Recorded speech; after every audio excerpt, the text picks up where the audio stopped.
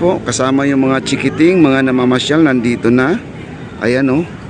Nandiyan, papunta na po dito sila. Ang dami-dami, no? Ayan oh. Nandito sila, ang dami. Buong pamilya to, guys. Oo. Ang ganda daw. Wow, ang ganda, sabi ng bata, guys. Ayan. At saka dito, guys, may napapansin pa po. Ayan po, may mga basura dito. Oh. Oh, tinapunan ng basura dito. Di ko alam bakit diyan tinambak, no? Ay, wag naman sila magtapon dito. Sana po ito ay mabantayan. Siguro gabi siguro ito ay tinapon kaya hindi nabantayan ng gwardiya.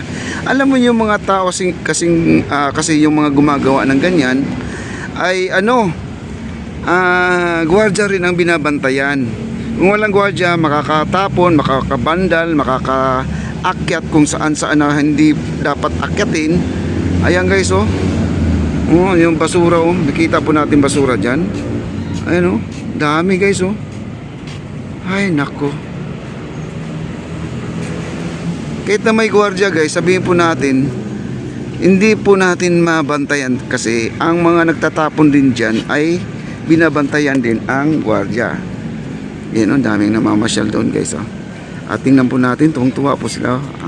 Pero puntahan po natin yung barge sa dulo. I-update ko kayo doon kasi matagal na rin tayo hindi nakabalik dito. Kaya yon, oh, daming pamilya, oh. Ayun, oh. Wow, ang ganda ng pasyalan dito, guys. Kailangan talaga na magkakaroon ng coffee shop na dito para kahit tanghaling tapat pwede kang magkakape sa gilid.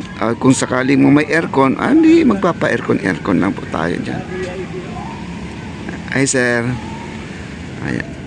Ayan, buong pamilya, guys, nandun. Kasama si Lola, no?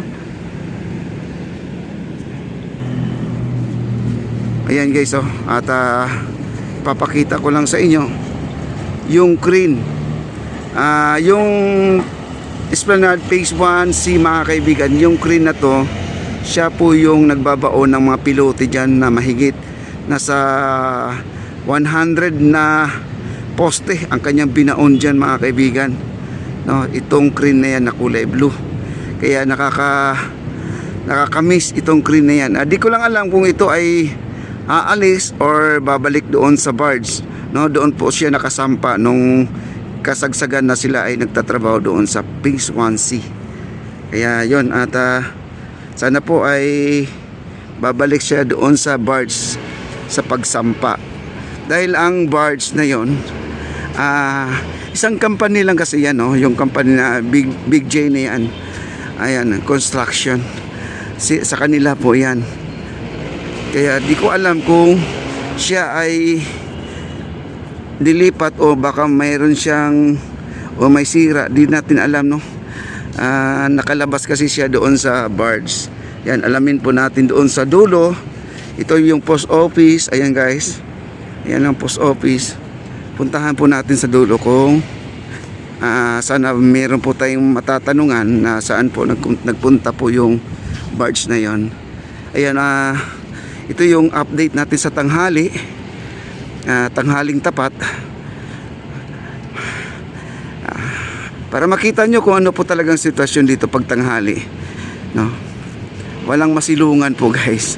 Walang masilungan. Tara na, punta po tayo doon. Ayan. Dito na po tayo, nakarating na po tayo dito, guys, oh. Ayan, crane nandyan, hindi po nakasampa sa barge. Kumbaga ay iniwan na wala po ang barge dito. At hahanapin natin. Siyempre naman tayo na po ay nag-update dito. Lubos-lubusin na po natin, guys, no? Kasi marami po talaga magtatanong na pag nawala ang barge dito, parang excited po tayo na hanapin kung nasaan na po ngayon ang barge, no?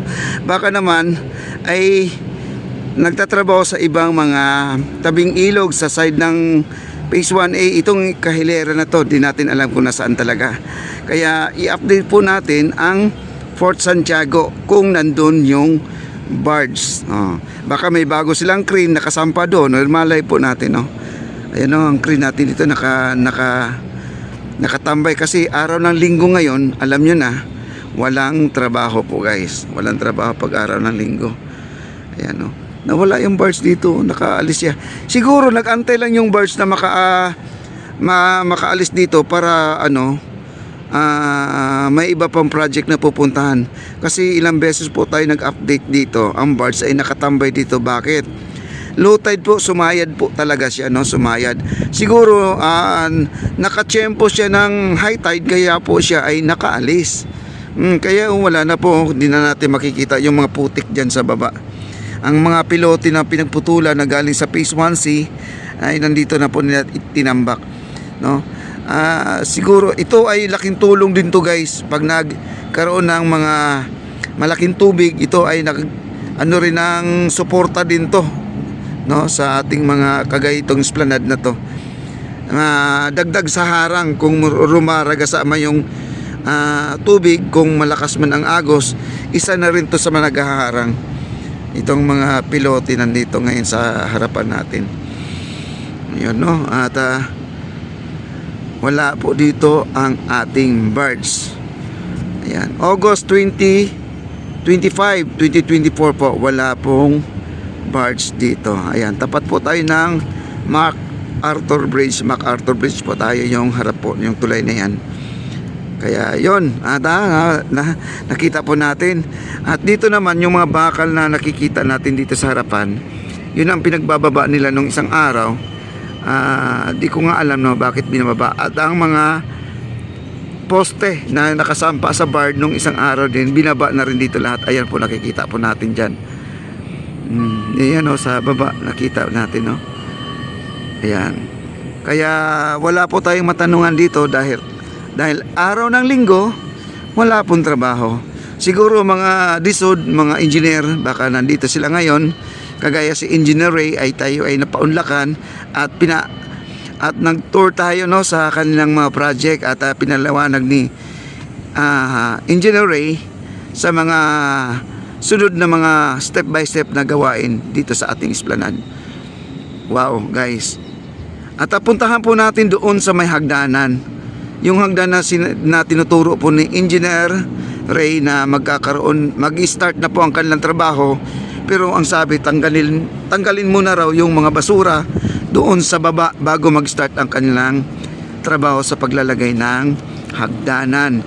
Doon sa second floor, sa esplanade, doon sa sabi ko na magbubusin na ng yung waterproofing. At ngayon ay nagsisilsil na rin po sila. Kaya abang-abangan po natin, no? At yung iba naman kasi gusto nila mabuhusan naman kaagad. Pero din yan guys, antayin na lang po natin, talagang matatapos talaga nila yan.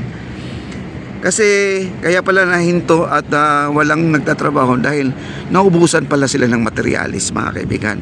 Ngayon dumating na yung mga materialis at tuloy na po ang kanilang trabaho. Dumating na yung mga cobblestone, nandun na rin yung mga adobe, hollow blocks, no? At wala pa tayong nakitang mga bakal at semento. Hollow blocks nandun na po. Tara, puntahan po natin doon.